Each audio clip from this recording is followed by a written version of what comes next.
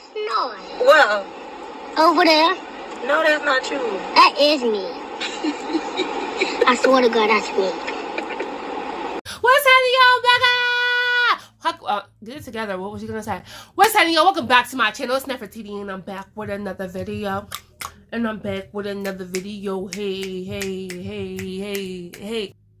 Hey, before you get any further, make sure you like and subscribe.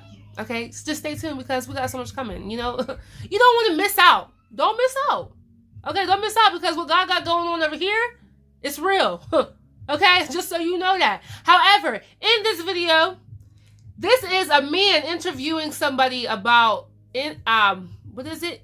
Incest. So it's a family who is incest, and if you don't know what that means, it's a family who have kids with each other, with their blood family. It's just like you're having a kid with your brother or your sister or your mom or dad. Is that nasty? It is. But I kind of thought it was interesting. I mean, I didn't watch it yet, so I thought maybe you guys would want to watch it with me. Let's see. This is crazy. Yeah, one of your most popular video series on your channel is about an inbred family, right? Yeah, it's got, where did they live? It's got 12 or 13 million views. Yeah, it's got like an insane amount of views. When I was doing Create Equal, my first book, which is all American portraits, I went to every state and I did portraits of all kinds of people, from astronauts to ballerinas to politicians to... Y'all, if you can hear the music in the background, I am sorry. My neighbor, my sister, she's my neighbor.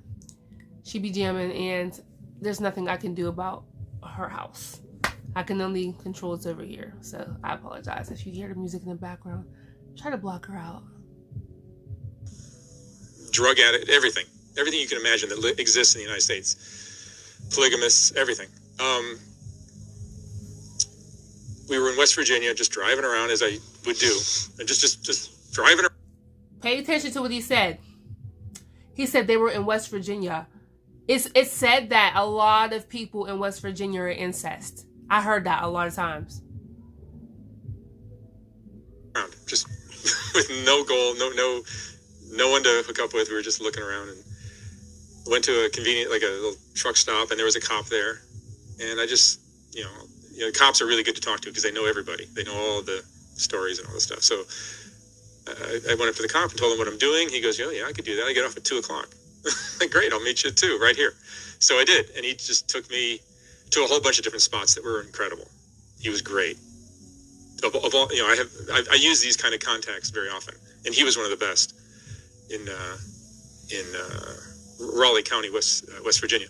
He was amazing, and he eventually, after it was not on the first trip, but the second trip there, took me to see the Whitaker family in a town called Odd, West Virginia. Odd, West Virginia. Yeah. Well, West Virginia and Kentucky have a lot of these towns that just have the strangest names. I just did a video, I think last week, of a girl that lives in Hell for Certain, Kentucky. And there's the most ridiculous names for towns in both West Virginia and Kentucky. So there's a town in West Virginia called Odd. And there's a bunch of other... And this cop just took you to these guys, the Whitakers? Well, no, what he actually said, it's a great story. This was a second trip to West Virginia. The first one, we were doing some other things, and all our equipment got rained on, so we had to we can't even shoot here. We can't rent new equipment because we're in West Virginia, so we had to pack up and go home. But he said, when you come back, make sure you bring video camera, because you're going to need video for this. And this was back when this was 2004, when I was doing Create Equal, which was just photography, no videos. And he goes, make sure you bring a video camera. And I'm just like, yeah. I don't do video. I've never touched a video camera in my life. So we went back to LA, and then 2 weeks later we came back, and he goes, you brought a video camera, right? I'm like, no, I didn't. He got all pissed at me. He was like, I told you to bring a video camera. And then, so whatever, he took us there, and he was exactly right. It was the most, like that little scene from Deliverance that everyone knows. We come around this, we're on a road, and it turns into this little country road, then it turns into a dirt road, and we come to this trailer and then a little shack on the other side of the road. And there's these people walking around, and their eyes are going in different directions, and they were barking at us.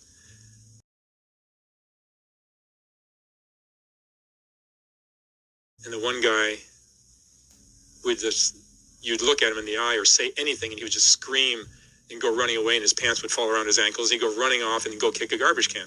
And this would happen over and over. It was out of control. The craziest thing I've ever seen. But I eventually got, it's an interesting story. This shows you how I operate. This is why the barrier to entry for this project is incredible. And barrier to entry is the key to making business successful, whatever you're doing. Because if you just do something that's easily duplicatable, then everyone's just going to copy it. Okay, y'all. I don't know about you guys. It's like raising interest in my mind. But this is making me want to go do more research about incest. Like ancestry. Incest. Because he said dude was running around. First of all, he said their eyes was going other ways. And y'all do know that back in the day, people used to have sex with like their brothers and their sisters and their cousins and aunts and uncles to make more kids to stay in the bloodline. However, it used to give them deformities. And what I mean by that is they would have diseases and sicknesses and their bodies would be weird. Like bones would be different ways. Like they would look weird because they had sex with their family.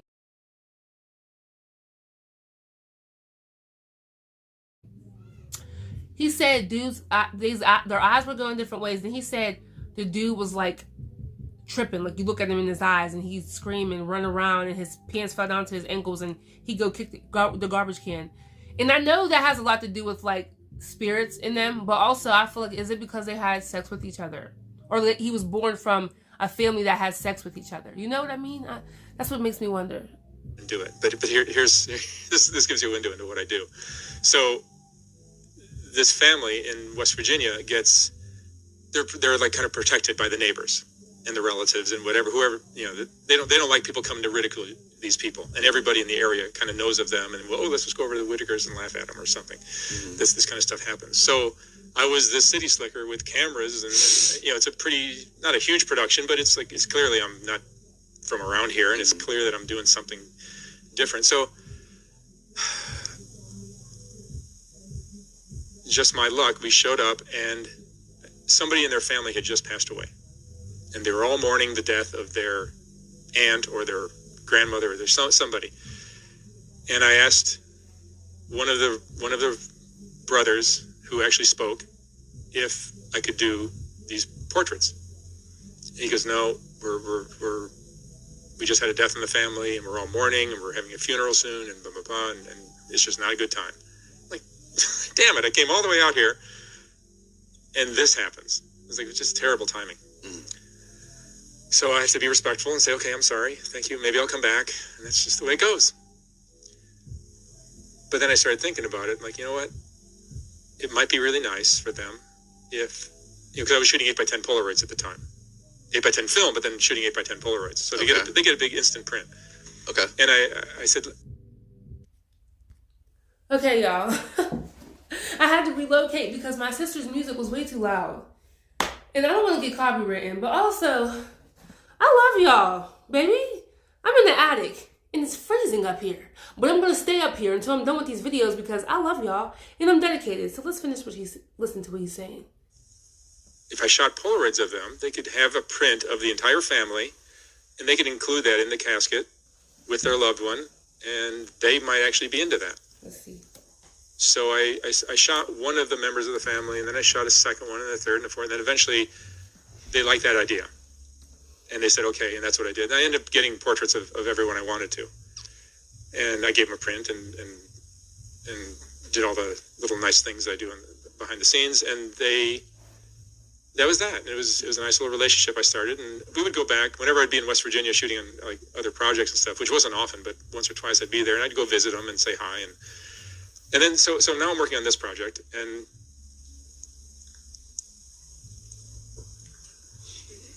I was just like let's just drive by and say hi again. And I knew I couldn't do an interview like I do, which is a little more civilized like this. Mm-hmm. These people are so hard to, it's hard to communicate with them. Right.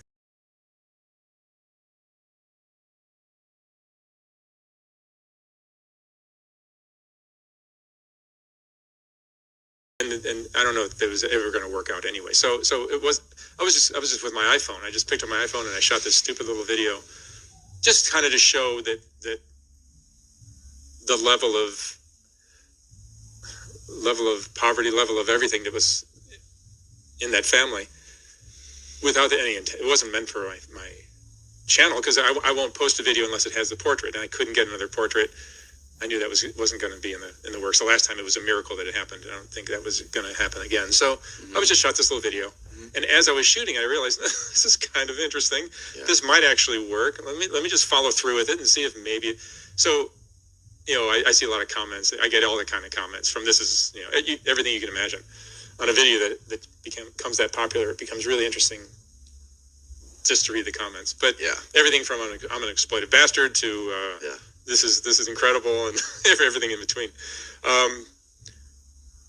But I forget where I was going with that. But it just turned into something like, I guess I could kind of use this. I can use the portraits from Create Equal, which is what I did, and I can post it. The video.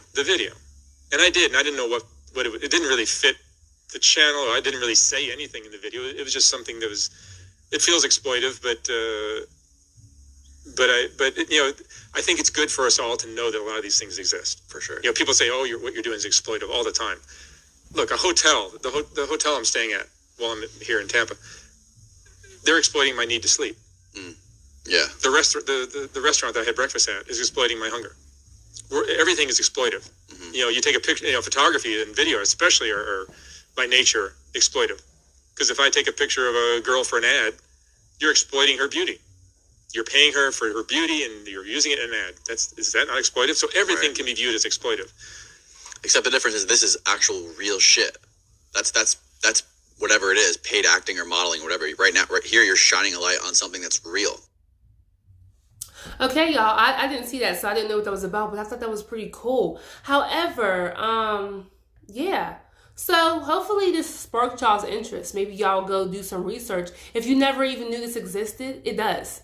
People have had babies with their family members, and that's happened through unforeseen circumstances, things that you maybe didn't desire to happen. However, people do it too willingly, and it